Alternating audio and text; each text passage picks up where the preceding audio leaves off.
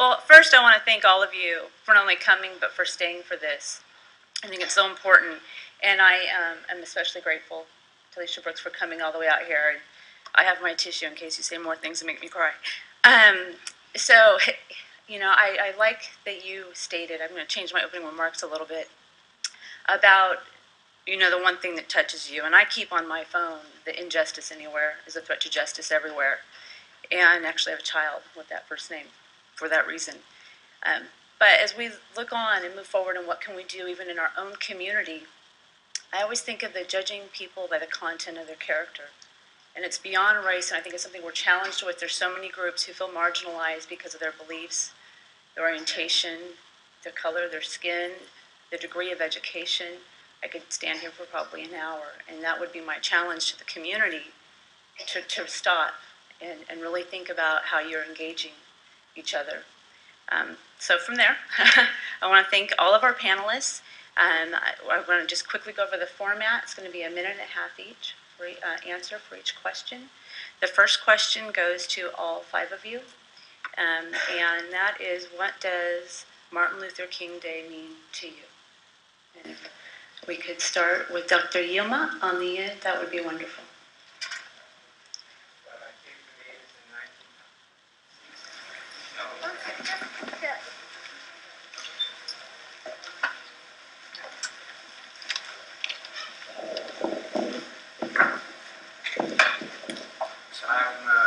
Davis resident. I came as an undergraduate to Davis September 1965, so I have seen all the events that took place with Dr. King, and I have seen a very significant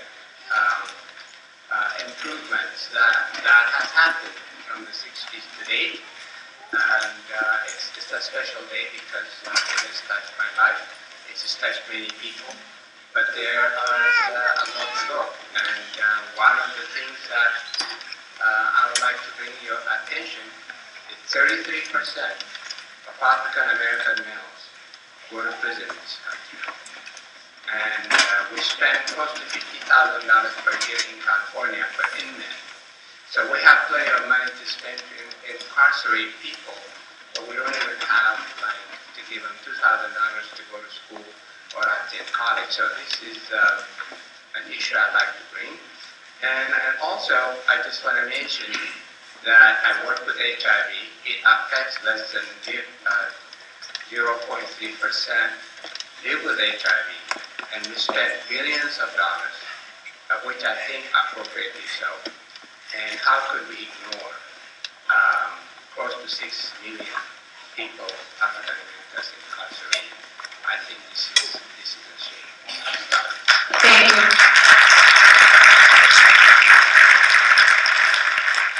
Mr. Robertson? Thank you. I'd like to begin, first of all, by thanking the city for hosting this event. I'd like to try to frame my comments within the context of K-12 education. And you asked, what does Martin Luther King Day mean to me?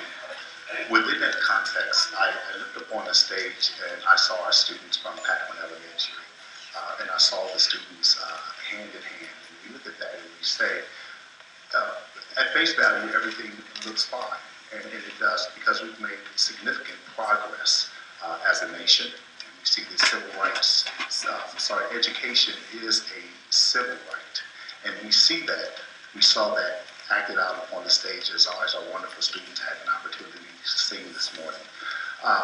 But yet we see that there is an achievement gap that exists. Students of the same color, same background in school, but yet we find that they're not achieving at the same level. So as I reflect on Martin Luther King Day, that stares me in the face as we begin to deal with the complexity of that issue and what we as a community, what we as a nation need to do to eradicate the achievement gap. Thank you.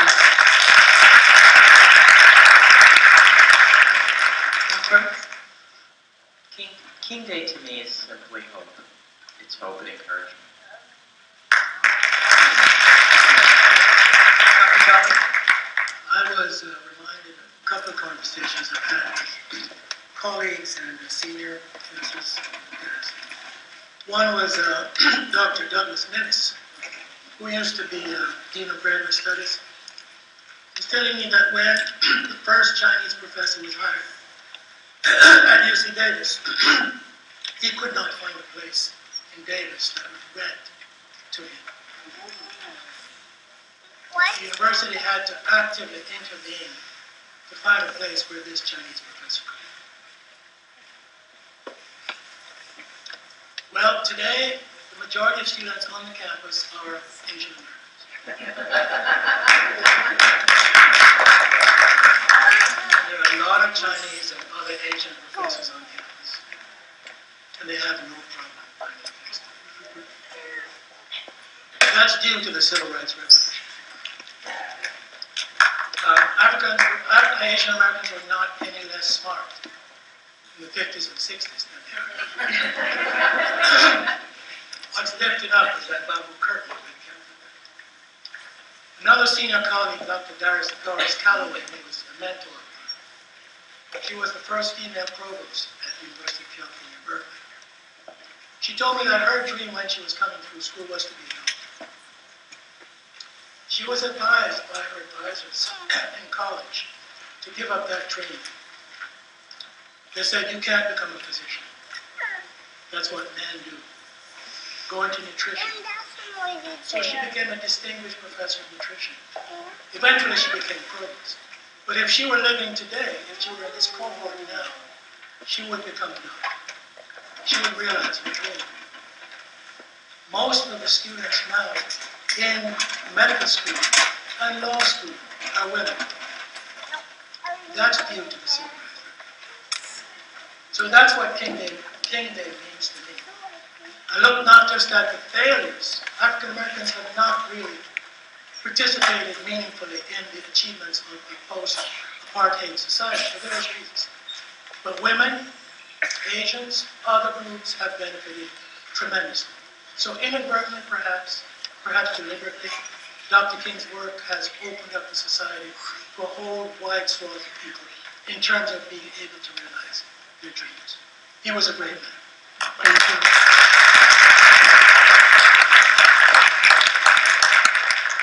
Mr. Ekaton?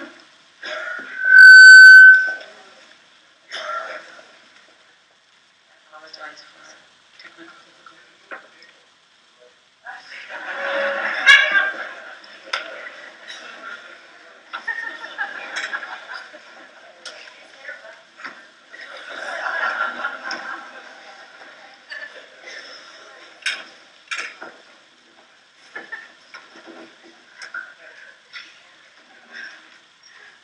So I'm a little nervous up here, but I'm honored to be here too. And I want to thank the City of Davis for inviting me. What King Day means to me. I came to this country in 1994 from Nigeria. I was 3 years old. My mom and dad both had to go to college all over again because they were told that their degrees didn't really count. So I watched my parents struggle, fight a steep uphill battle, and succeed. And so now that I'm in college, King Day just brings me back to poignant memories in my childhood that exemplify the aims and his dream.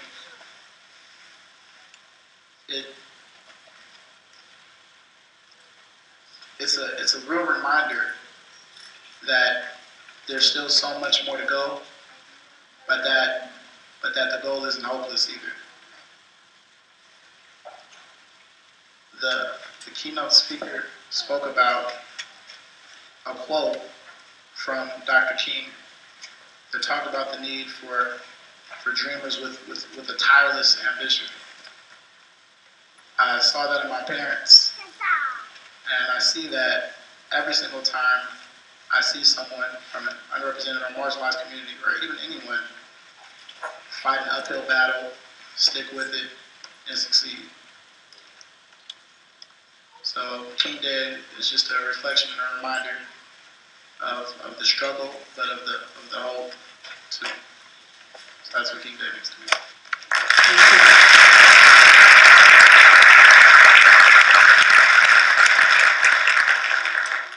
individual questions. I'm going to start with Ms. Brooks and have time for the proper microphone. What do you think are our most pressing civil rights issues today?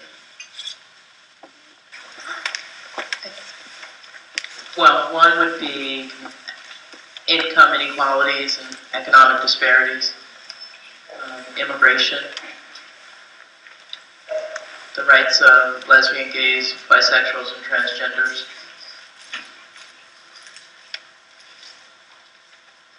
The ongoing, racism is an ongoing issue. So, yeah. Income inequalities, immigration, LGBT issues. And race is just permeates through all of that. Thank you. The next question is for Mr. Ekatar. As a UC Davis student, what is your perception about the racial climate in this community? It's a very interesting question.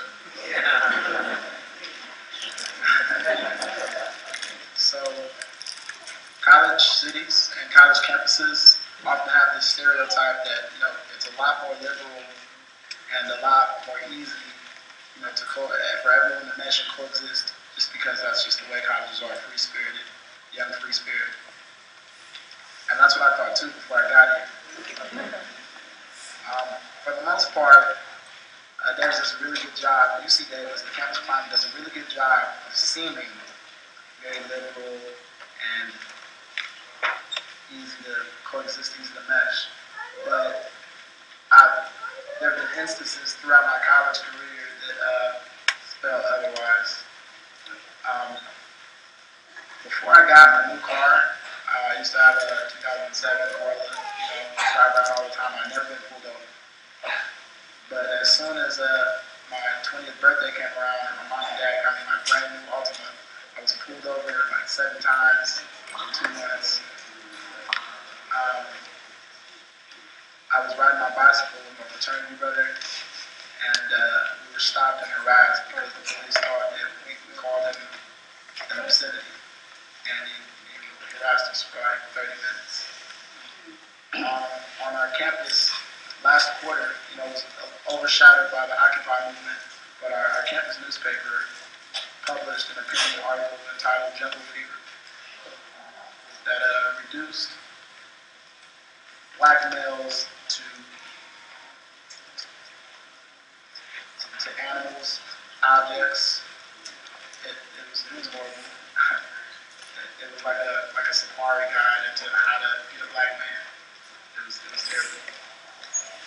But at the same time, my time at Davis hasn't been bad because there are structures and there are communities and the different student groups at UC Davis that work together to fight these injustices. They're strong and they're only getting bigger and better. And since I've been at Davis, efforts and resources towards these communities and student groups has increased. So there's hope out there. It's not all bad. Thank you, sir.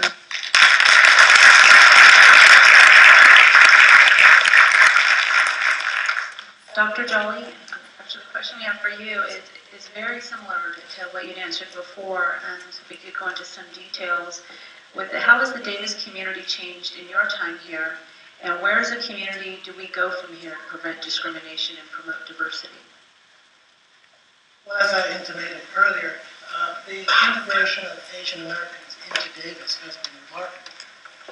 When I go to the library, which I do frequently, there are a lot of Asian kids there, and they seem really integrated with the white folks. There seems to be a very easy relationship between them. Asians, as I said, can live anywhere. They do well on campus. Don't think they're stopped and frisked as much in the community. So there has been much. The campus itself is remarkably diverse. There are kids there from every racial, national, ethnic group. So in that sense, Davis has become much more tolerant and much more accepting of diversity. For young black men, unfortunately, I think it's still a problem in the schools as well as in the community. In fact, shortly after David called me to invite me to be in his panel, I saw the police light going on inside my window, and part of the curtain looked, and there was a young black man being stopped. He was driving a Honda Element, a nice car, by the way, and he looked like a very nice young man, should have been my son. In fact, my son was stopped a lot in Davis, almost every Friday and Saturday night. So Davis has become much more tolerant, much more open, much more accepting of diversity, but there's still some pockets of resistance. I think perhaps the locus of that might be the police department, and perhaps to some degree in the schools. So when I go to my band, one of my bands, and it has 3 African Americans working in there, I feel lifted up. I feel uplifted. Like somehow it's not a hostile business place. And also I saw one at Office Max, and occasionally I see a black person working in a business place in town, and I think, wonderful. Why aren't there more? Thank you very much.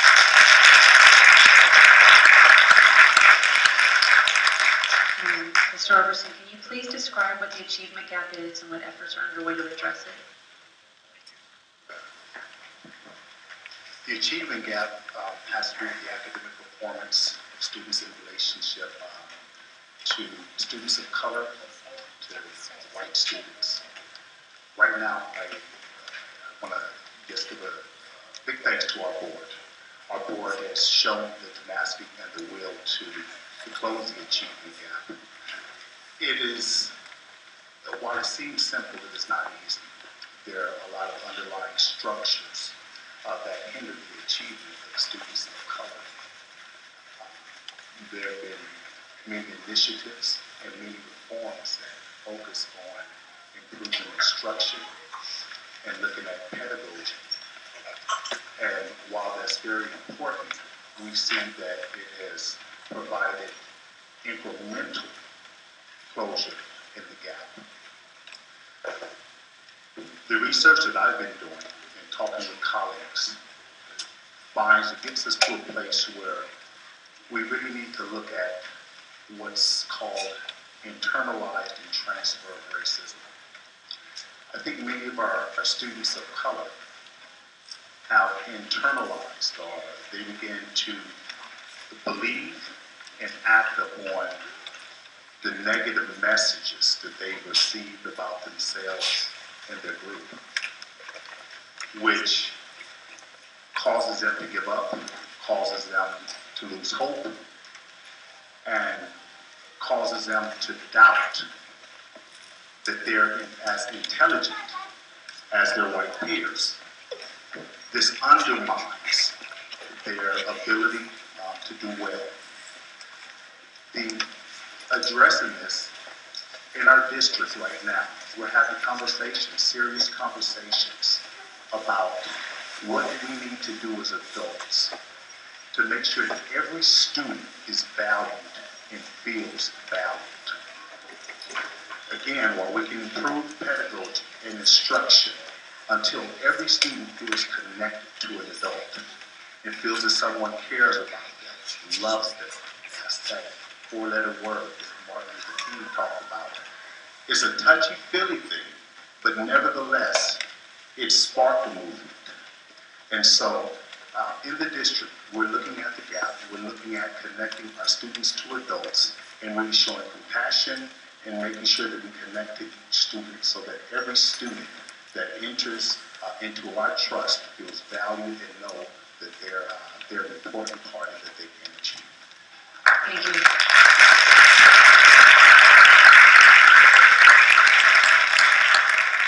Dr. Yuma, to what extent do you believe that sentencing and incarceration policies disproportionately impact persons of color? And are you concerned about the impact of these policies on the community? I definitely agree with you. What I'd like to recommend is I was just reading into it. There was also in yesterday's Huffington Post, and last week, there is an article by Conrad Black with regard to justice. It refers to having 25% of the world's incarcerated people are from the United States. Not just blacks, 25%. we only make 5% of the world's population. And we also have 50% of the world's lawyers. There is a connection. There is a correlation. So I think it's an experience of African Americans feeling like this young person said, interacting with the police or anyone before that you will never get justice.